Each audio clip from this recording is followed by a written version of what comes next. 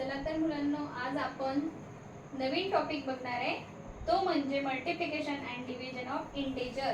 त्याआधी आपण इंटेजर म्हणजे काय हे बघणार आहे. इंटेजर म्हणजे पूर्णांक संख्या. पूर्णांक संख्या म्हणजे ज्याच्यामध्ये निगेटिव्ह नंबर, पॉझिटिव्ह नंबर आणि 0 हा इन्क्लूड असतो.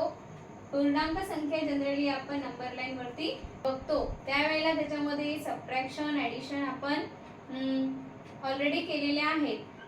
पण आता बाय रूल आपल्याला हे इंटेजरचे ज्या बेसिक्स ऑपरेशन्स आहेत, addition, subtraction, multiplication and division, ह्या बघायच्या आहेत. 6th स्टँडर्डला ऑलरेडी त्याच्या 2 बेसिक्स ऑपरेशन झालेले आहेत. त्या म्हणजे त्या एकदा ब्रीफली आपण रिकॉल करणार आहे.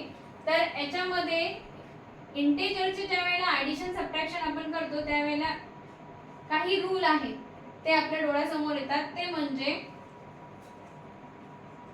जर सेम साइन आहेत तर त्यावेळेला ॲडिशन करायची, निगेटिव्ह असेल किंवा पॉझिटिव्ह असेल, सेम साइन आहेत तर ॲडिशनच करायची. आणि जर एक पॉझिटिव्ह आहे आणि दुसरं निगेटिव्ह आहे, अशा वेळेला त्याची सबट्रॅक्शन करायची. एक निगेटिव्ह आहे आणि दुसरं पॉझिटिव्ह आहे, अशा वेळेला सुद्धा त्याची सबट्रॅक्शन करायची. म्हणजेच same sign addition, same sign addition आणि opposite sign subtraction, opposite sign subtraction. हे लक्षात ठेवायचं की सेम साइन आल्या म्हणजे त्याची आपल्याला ॲडिशनच करायची आहे, आणि एक पॉझिटिव्ह दुसरा निगेटिव्ह म्हणजे अपोजिट साइड आल्या तर अशा वेळेला आपल्याला त्याची सबट्रॅक्शन करायची आहे. हे आपण बघितलं ॲडिशन मध्ये. आणि सबट्रॅक्शनच्या रूल मध्ये जर आपल्याला बघायचं झालं तर सबट्रॅक्शनचा रूल असा आहे, ज्या वेळेला एखादा नंबर आपण दुसऱ्या नंबर मधून सबट्रॅक्ट करतो. For example 9 minus of -2 subtract करतोय, तर अशा वेळेला त्या 9 मध्ये म्हणजेच पहिल्या नंबर मध्ये जो आपण सबट्रॅक्ट करतोय तो नंबर, त्या नंबरचा अपोजिट नंबर ऍड करायचा. आता जो सबट्रॅक्ट करतोय आपण 9 मधून, 9 मायनस ऑफ -2 आहे, तर -2 चा अपोजिट नंबर +2, बरोबर. तर +2, 9 + 2 किती होतील? 11. सो साइन कोणतं येणार या ठिकाणी? मोठ्या संख्येचं साइन जे आहे ते. या ठिकाणी रूल्स न लावता आपला एक तोच रूल यूज करायचा, पूर्ण न यूज करता, की जर का आपल्याला एखाद्या संख्येमधून दुसरी संख्या सबट्रॅक्ट करायची आहे तर ते सबट्रॅक्ट करणारी जी संख्या आहे त्याचा अपोजिट नंबर घ्यायचा आणि त्याचा अपोजिट नंबर त्या पहिल्या संख्येमध्ये ऍड करायचा. हाच सबट्रॅक्शनचा रूल. इथपर्यंत आपण 6th स्टँडर्ड मध्ये बघितलेला आहे. पण आता 7th स्टँडर्डला सेकंड लेसन मध्ये आपल्याला मल्टिप्लिकेशन आणि डिव्हिजन म्हणजे समोरचे 2 बेसिक्स ऑपरेशन दिलेले आहेत, त्या आपल्याला बघायच्या आहेत. त्या सुद्धा खूप इझी आहेत आणि ह्या जर का आपल्याला सुरुवातीच्या समजल्या तर त्या समजायला काहीच अवघड जाणार नाही. अतिशय सोप्या पद्धतीने ते आपल्याला समजतील. तर एवढा बेसिक्स ऑपरेशन तुम्हाला समजलेत का? Yes teacher. ओके. तर आपण आधी बघणार आहे याच्यावरील काही उदाहरणे. फॉर एक्झाम्पल, आता मी एक्झाम्पल सांगते, तुम्ही आन्सर सांगायचं. -4 + 2 -4 + 2. आता या ठिकाणी एक मायनस आहे, दुसरं प्लस आहे. अशा वेळेला काय करावं लागेल आपल्याला? सबट्रॅक्शन. काय करावी लागेल? सबट्रॅक्शन. सबट्रॅक्शन करतो त्यावेळेला ग्रेटर नंबर मधून स्मॉल नंबर जो असतो आपण तो मायनस करतो. मग 4 मधून 2 गेला, किती राहिले? 2 राहिले, बरोबर. मग अशा वेळेला कोणाचं साइन द्यायचं? तर मोठ्या संख्येचं, ग्रेटर नंबरला जे साइन आहे ते. हे सुद्धा मागील इयत्तेत आपलं झालेलं आहे. हे एक एक्झाम्पल. दुसरं एक्झाम्पल आपण असं लिहिलं, -4 + -9. दोन्ही साइन कशा आहेत? सिम्बॉल कशा आहेत?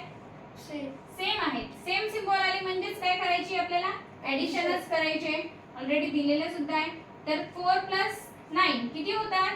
13. सिम्बॉल कोणाचं? Common symbol. त्या दोघांचं जे सिम्बॉल आहे ते द्यायचं आहे. त्यानंतर आपण जर का ही तर आपल्याला कॉमन आहे, आपण +4 आणि +8 असं लिहिलंय. दोन्ही आपले सेम सिम्बॉल आहेत. किंवा आपण +4 ला सिम्बॉल नाही दिलं तरी चालेल. आपण प्लस जनरली नाही दिलं तरी चालेल. प्लस आहे म्हणजे विदाउट सिम्बॉल जर संख्या आहे म्हणजे ती पॉझिटिव्हच आहे. म्हणून 4 + 8 किती होतील 12. जर का आपण 4 पॉझिटिव्ह आणि 8 निगेटिव्ह असा लिहिला म्हणजे मोठी संख्या काय आहे निगेटिव्ह आहे आणि छोटी संख्या काय आहे पॉझिटिव्ह आहे. म्हणजे अपोजिट आहे. अपोजिट आहेत म्हणजेच काय या ठिकाणी अशा प्रकारे अपोजिट आहेत. काय करायचे सबट्रॅक्शन. करेक्ट सबट्रॅक्शन करायचे. 8 मधून 4 गेले किती राहिले 4. पण सिम्बॉल कोणाचं मोठ्या संख्येचं म्हणजेच आन्सर आपलं मायनस असेल. बघा अशा पद्धतीने याच्यावरील सेल्फ स्टडी साठी तुम्ही बरेच एक्झाम्पल घेऊ शकता. आणि जर का एकाचे 10 एक्झाम्पल तुम्ही करून बघितले तर 101% हा भाग कधीच आपण विसरणार नाही आणि तो नेहमीसाठी आपल्याला लक्षात येईल. आणि समोरचा जो भाग आहे मल्टिप्लिकेशन आणि डिव्हिजन तो सुद्धा आपल्याला खूप छान प्रकारे समजेल. यासाठी आपण हे रिकॉल केलं. त्यानंतर आपण आपला जो मेन पॉइंट आहे किंवा आजचा जो टॉपिक आहे तो आहे मल्टिप्लिकेशन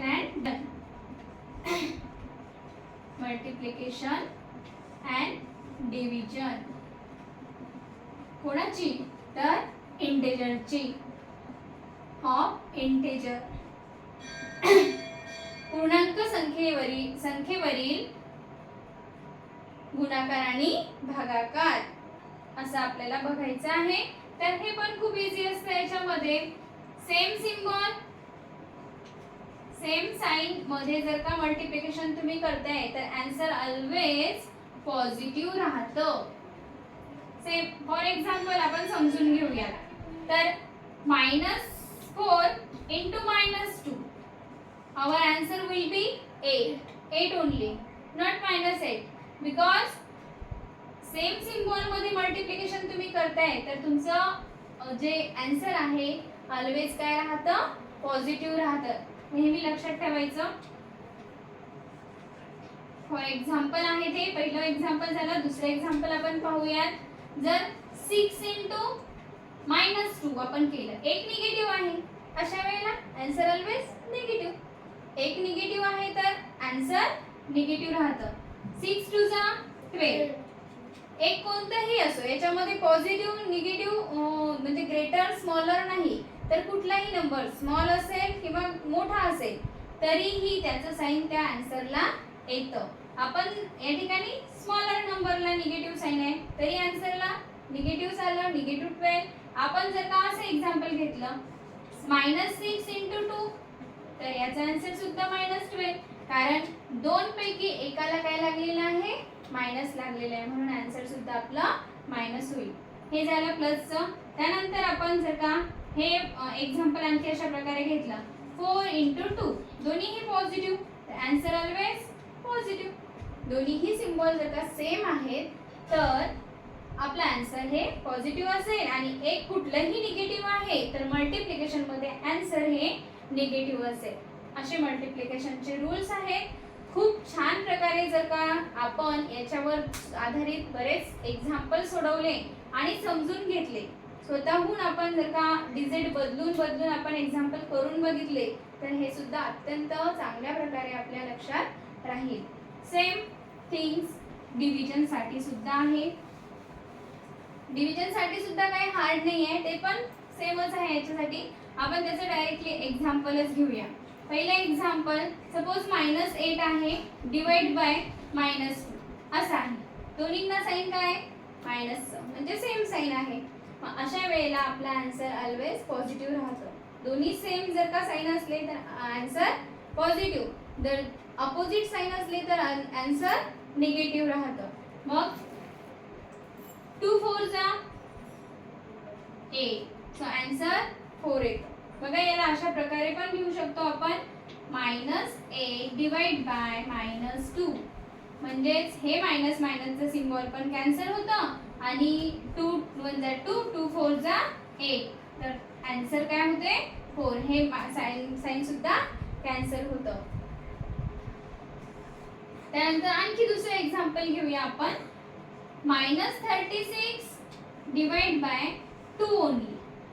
बघा आता अशा वेळेला एकच जी संख्या आहे ती मायनस आहे, दुसरी प्लस आहे, म्हणजे एक पॉझिटिव्ह एक निगेटिव्ह आहे. अशा वेळेला आपला आन्सर सुद्धा निगेटिव्ह राहतं. सेम फॉर्म्युले आपण जे मल्टिप्लिकेशनला बघितले किंवा तेच रूल डिव्हिजनला सुद्धा लागतात. आता या ठिकाणी आपण डिवाइड करणार. किती येणार?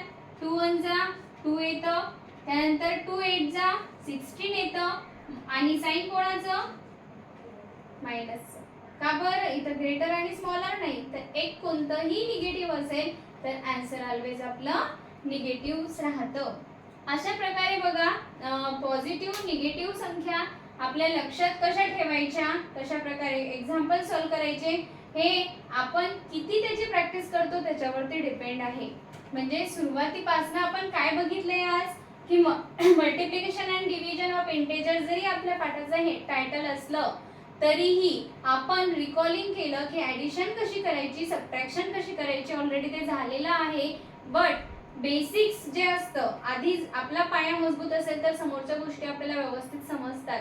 त्यानुसार आपण ॲडिशनचे रूल एकदा रिकॉल केले की जर का प्लस प्लस असेल म्हणजे सेम साइन असेल तर ॲडिशन करायची, अपोजिट साइन असतील तर सबट्रॅक्शन करायची.